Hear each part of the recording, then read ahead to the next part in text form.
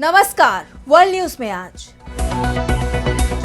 Israel एक बार फिर Iran को जंग की धमकी दे रहा है। अमेरिका की तरफ से कहा जा रहा है कि ईरान परमाणु कार्यक्रम बंद नहीं करेगा तो उस पर हमला होगा, लेकिन अमेरिका की खुफिया एजेंसी CIA के एक अधिकारी ने कहा है कि सिर्फ धमकियां दी जाएंगी, जंग मुश्किल है।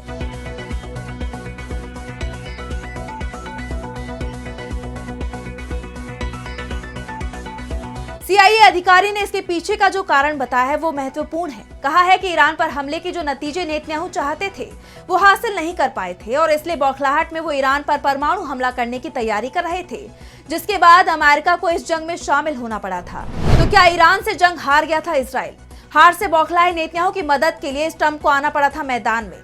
इस खबर पर हम करेंगे विस्तार से चर्चा, लेकिन आइए जरा उन खबरों को भी देख लें जिन पर आगे होगी बात। बांग्लादेश में चुनाव से पहले बनेगी अंतरिम सरकार, गैर राजनीतिक लोगों को मिलेगी सरकार में जगह। सुप्रीम कोर्ट के फैसले से यूनुस की बढ़ी मुश्किलें। रूस और यूक्रेन जंग को रोकने के लिए ट्रंप ने तैयार किया प्लान। पीस प्लान को यूक्रेन ने किया खारिज तो ट्रंप ने दी धमकी, 6 दिन में ज़ेलेंस्की पीस प्लान मंजूर करें या जाएं जेल। G20 समिट से पहले अमेरिकी राष्ट्रपति के बयान पर भड़के दक्षिण अफ्रीका के राष्ट्रपति। कहा अमेरिका नहीं कर सकता दुनिया के बारे में फैसला, हर देश अपनी नीति बनाने के लिए स्वतंत्र। और चलते चलते में देखेंगे दुनिया के सबसे आलसी व्यक्ति को, बिस्तर पर लेटे लेटे ही बिता दिया 35 घंटे से ज्यादा का वक्त। इन सभी खबरों पर हम विस्तार से करेंगे बात, लेकिन पहले एक नजर हेडलाइंस पर। ब्राजील में COP30 क्लाइमेट समिट के हॉल में लगी आग, 21 लोग घायल, बाहर निकाले गए हजारों लोग। बांग्लादेश में 5.5 तीव्रता का भूकंप, बंगाल में भी महसूस हुए तेज झटके, नरसिंगड़ी में रहा केंद्र। व्हाइट हाउस में पहली बार ट्रंप और ममदानी की होगी मुलाकात। मुलाकात से पहले बोले ममदानी, न्यूयॉर्क की महंगाई और आर्थिक संकट पर होगी बात। और नेपाल में दिशाहीन सरकार होने का आरोप, जेएनजी ने की PM सुशीला कार्की को हटाने की मांग, राष्ट्रपति रामचंद्र को सौंपा ज्ञापन। 13 जून को इजराइल ने ईरान पर हमला किया था। अमेरिका के राष्ट्रपति डोनाल्ड ट्रंप ने इसे लेकर कुछ दिनों पहले कहा था कि उन्होंने इजराइल को ईरान पर हमले की इजाजत दी थी। तो इजराइल के प्रधानमंत्री बेन्यामिन नेतन्याहू का दावा था कि ईरान परमाणु बम बनाकर उनके देश के ऊपर हमला करने की तैयारी में था। इजराइल पर परमाणु हमला नहीं हो, इसके लिए उन्होंने जंग शुरू की, लेकिन ये जंग इजराइल पर ही भारी पड़ गई थी। जिस परमाणु हथियार के इस्तेमाल को रोकने की बात नेतन्याहू कर रहे थे, उसका इस्तेमाल वो खुद करने की तैयारी में जुट गए थे और इसका कारण बताया गया था कि जंग में ईरान की मिसाइलों का सामना इजराइल नहीं कर पा रहा था। इजराइल के ऑपरेशन राइजिंग लायन को शुरुआत में जरूर सफलता मिली, लेकिन जैसे ही ईरान ने पलटवार किया, इजराइल के अंदर तबाही मच गई थी और इसे लेकर अब बेहद चौंकाने वाला खुलासा हुआ है। पूर्व CIA अधिकारी जॉन किरियाकू ने एक पॉडकास्ट में बताया कि ट्रंप इस जंग में डायरेक्ट कूदने को तैयार नहीं थे। अमेरिका इजराइल की मदद तो कर रहा था, लेकिन अमेरिका खुद ईरान पर हमला करने को तैयार नहीं था। लेकिन नेतन्याहू के दबाव में ट्रंप को ईरान पर हमले का फैसला करना पड़ा था। अमेरिका के B-2 स्टील्थ बमवर्षकों ने 21 जून को फोर्दो, नतांज और इस्फहान पर बंकर बस्टर बम गिराए थे। अमेरिका को जंग में इसलिए कूदना पड़ा था क्योंकि इस जंग में धीरे धीरे ईरान का पलड़ा भारी होने लगा था। अमेरिका की खुफिया रिपोर्ट में ही सामने आने लगा था कि जंग 8 से 10 दिन और चल जाती है तो इजराइल की हार तय है, क्योंकि उसके पास जंग लड़ने लायक हथियार ही नहीं बचेंगे। जंग में अपनी हार तय दिखने के बाद इजराइल के अंदर खौफ दिखने भी लगा था। इसे लेकर जॉन किरियाकू ने कहा कि नेतन्याहू ने ट्रंप को साफ साफ चेतावनी दे दी थी कि अगर अमेरिका जंग में नहीं कूदता है, ईरान के न्यूक्लियर ठिकानों को तबाह नहीं करता है, जिसे लेकर इजराइल ने जंग की शुरुआत की थी, तो इजराइल ईरान पर न्यूक्लियर हथियारों का इस्तेमाल करेगा। साफ है, इजराइल की तरफ से ट्रंप को मैसेज दे दिया गया था कि हार तय दिखी तो न्यूक्लियर हथियार चलेंगे, और अगर ऐसा होता है तो ट्रंप के लिए सबसे बड़ी मुसीबत खड़ी हो जाती।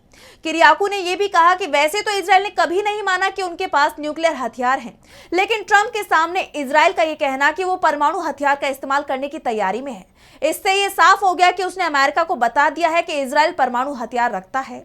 इजराइल की इसी धमकी के चलते अमेरिका को जंग में कूदना पड़ा था। वैसे नेतन्याहू को बौखलाकर परमाणु हमला करने की धमकी देने के पीछे का कारण भी साफ था, क्योंकि इजराइल अपने जिस डिफेंस सिस्टम को लेकर पूरी दुनिया में अपनी ताकत का बखान करता था, उस गुरूर को ईरान ने तोड़ दिया था। अमेरिकी रिपोर्ट में ही कहा गया था कि ईरान की आधी से ज्यादा मिसाइलों को रोकने में इजराइल और अमेरिका के डिफेंस सिस्टम फेल साबित हो रहे थे। इजराइल के आसमान पर ईरानी मिसाइलों का दबदबा बन गया था और यही कारण था कि ईरान ने इजराइल के सबसे सुरक्षित ठिकानों पर हमले किए थे। यानी जो जंग इजराइल ने शुरू की थी, अगर उसमें सीजफायर नहीं होता तो इजराइल की हार तय थी। और अब अगली खबर में हम बात करेंगे बांग्लादेश की। बांग्लादेश में संसदीय चुनाव कब होंगे, इस पर सवाल बने हुए हैं, क्योंकि चुनाव में कई पेच कार्यवाहक सरकार की तरफ से फंसाए जा रहे हैं। पहले कार्यवाहक सरकार के प्रमुख मोहम्मद यूनुस की तरफ से कहा गया था कि फरवरी 2026 तक चुनाव करा लिए जाएंगे, लेकिन अब जिस तरह से बांग्लादेश में बवाल मचा हुआ है, उसके बाद माना जा रहा है कि ये सब चुनाव टालने के लिए किया जा रहा है। मोहम्मद यूनुस ज्यादा से ज्यादा समय तक सत्ता अपने कब्जे में रखना चाहते हैं, लेकिन यूनुस की इस कोशिश को बांग्लादेश के सुप्रीम कोर्ट ने बड़ा झटका दे दिया है।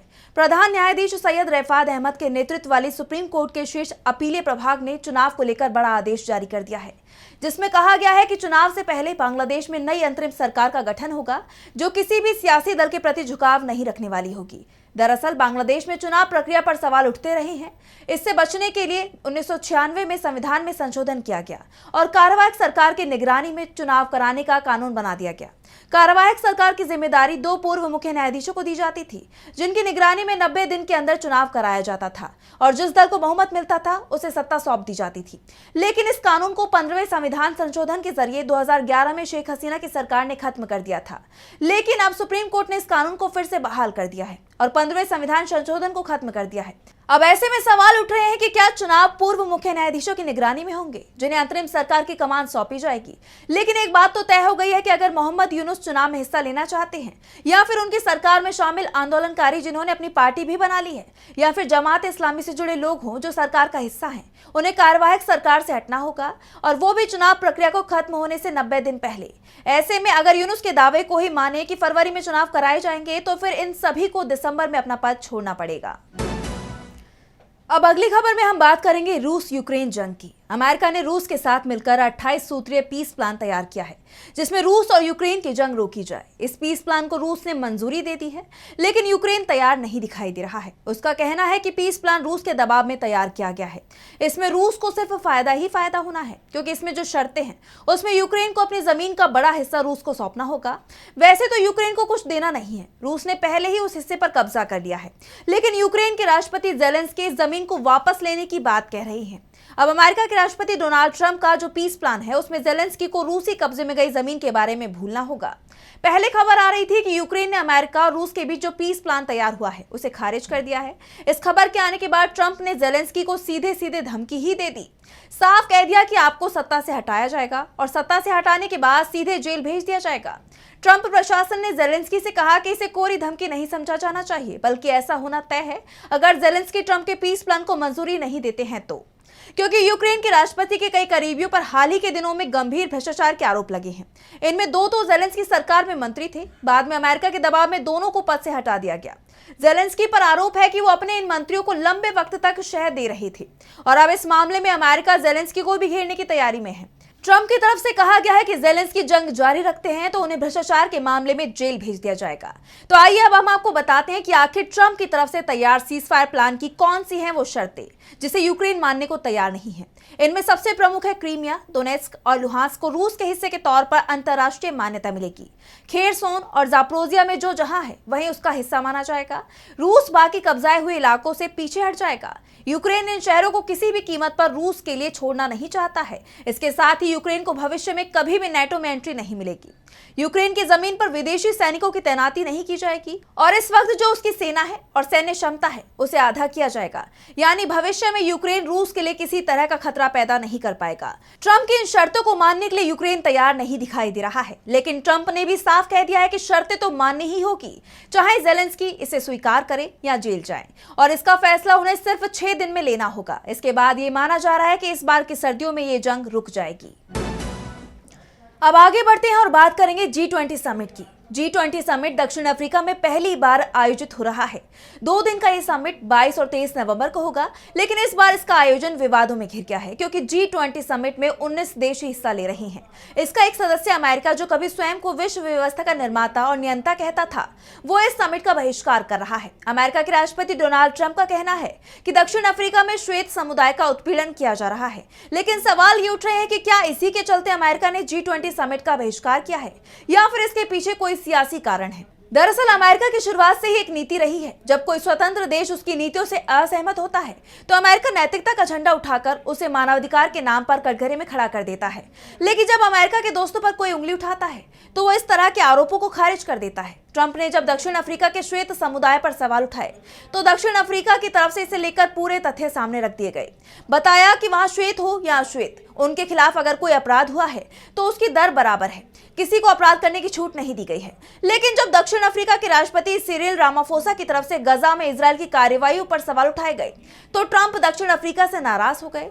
अब जब अमेरिका G20 समिट का बहिष्कार करने के साथ ही अपने मित्र देशों पर यह दबाव भी बना रहा है कि दक्षिण अफ्रीका में होने वाली G20 सम्मेलन के बाद पारंपरिक लीडर डिक्लेरेशन जारी ना हो, क्योंकि ये डिक्लेरेशन ही किसी भी समिट की सफलता को बताता है। अगर लीडर डिक्लेरेशन जारी नहीं होता है तो समिट फेल मान लिया जाता है और ट्रंप पहले ही दिन से इस समिट को फेल करने की कोशिश कर रहे हैं। अमेरिका की इस कोशिश पर दक्षिण अफ्रीका के राष्ट्रपति सिरिल रामाफोसा ने जवाब दिया है। उन्होंने कहा कि किसी देश को दूसरे देश को धमकाने की अनुमति नहीं दी जा सकती। रामाफोसा ने समिट से पहले कहा कि किसी देश की भौगोलिक स्थिति, आय या सैन्य शक्ति ये तय नहीं कर सकती कि उसकी आवाज सुनी जाएगी या नजरअंदाज की जाएगी। अमेरिका की अनुपस्थिति उसके निर्णयों को प्रभावित नहीं करेगी। रामाफोसा ने यह भी साफ कर दिया कि ट्रंप की धमकी के आगे दक्षिण अफ्रीका नहीं झुकेगा। अगर अमेरिका इस समिट में हिस्सा लेता तो ज्यादा बेहतर होता, लेकिन उसकी तरफ से समिट को फेल करने की कोशिश सफल नहीं होगी। और अब चलते चलते में बात करेंगे दुनिया के सबसे आलसी आदमी की। आराम किसे पसंद नहीं है। आराम से किसी जगह पर सुकून से दुबके रहना हर किसी को अच्छा लगता है। और अभी तो मौसम भी सर्दियों वाला है, जहां सुबह रजाई से निकलने का मन ही नहीं करता। लेकिन अगर यही आलस एक कंपटीशन बन जाए तो क्या होगा। दरअसल चीन के बाओटो शहर में हाल ही में एक ऐसी प्रतियोगिता हुई जिसे सुनकर आप हंस पड़ेंगे। लाई फ्लैट यानी लेटे रहने की प्रतियोगिता। सोचिए, एक बड़ा शॉपिंग सेंटर, 240 प्रतिभागी और ढेर सारे गद्दे। बस इस अनोखे खेल के नियम भी उतने ही अजीब हैं। प्रतिभागियों को लगातार लेटे रहना था। जी हाँ, बस लेटे रहना। आप मोबाइल चलाओ, किताब पढ़ो, खाना मंगवाओ, करवट बदलो, सब चलेगा। लेकिन आप उठे, बैठे या बाथरूम गए तो तुरंत गेम से आउट। प्रतियोगिता को जीतने के लिए लोगों ने क्या क्या नहीं किया। कई तो घंटों तक लेटे रहने के लिए डायपर पहनकर आए ताकि बाथरूम ब्रेक लेना ही ना पड़े। ये मुकाबला 15 नवंबर को शुरू हुआ और अगले दिन शाम तक चलता रहा। शुरुआत में 240 लोग थे, लेकिन 24 घंटे पूरे होते होते 186 लोग बाहर हो चुके थे। आखिर में एक युवा ने सबको पीछे छोड़ दिया। वो पूरे 33 घंटे और 35 मिनट तक बिना उठे गद्दे पर लेटा रहा और बस, जिसके बाद उसे दुनिया का सबसे आलसी आदमी घोषित कर दिया गया। उसे इनाम में मिले पूरे 3000 येन यानी करीब 37,442 रुपए। होम फर्निशिंग कंपनी ने तीसरी बार ये इवेंट कराया था और अब वो इसे इनर मंगोलिया के दूसरे शहरों में भी ले जाने की तैयारी में है। गजब की बात है ना, जहां दुनिया में लोग भागदौड़ कर रहे हैं, वहीं चीन के शहर में आलस को भी इनाम मिल रहा है। अगर आपको मौका मिले तो क्या आप इतनी देर तक लेटे रह सकते हैं? हमें कमेंट में जरूर बताएं। तो फिलहाल के लिए वर्ल्ड न्यूज में बस इतना ही। देश और दुनिया की तमाम बड़ी खबरों के लिए देखते रहिए DB लाइव। मुझे दीजिए इजाजत। नमस्कार।